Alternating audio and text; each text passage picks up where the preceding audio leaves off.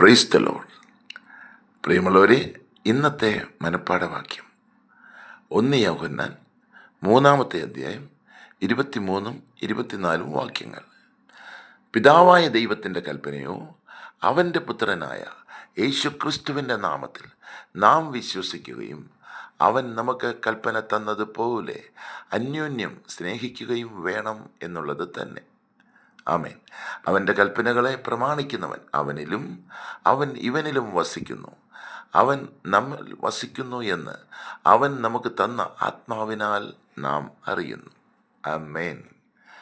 പ്രിയമുള്ളവരെ, കർത്താവ് നമുക്ക് തന്നിരിക്കുന്ന കൽപ്പന പൂർണ്ണ ഹൃദയത്തോടെ കർത്താവായ യേശു ക്രിസ്തുവിനെ വിശ്വസിക്കണമെന്നും ആ കർത്താവ് നമുക്ക് കൽപ്പന തന്നപോലെ നാം തമ്മിൽ സ്നേഹിക്കണമെന്നുള്ളതുമാണ്.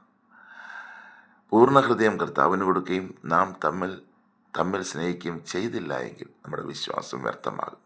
കാരണം ദൈവം സ്നേഹമാണ്.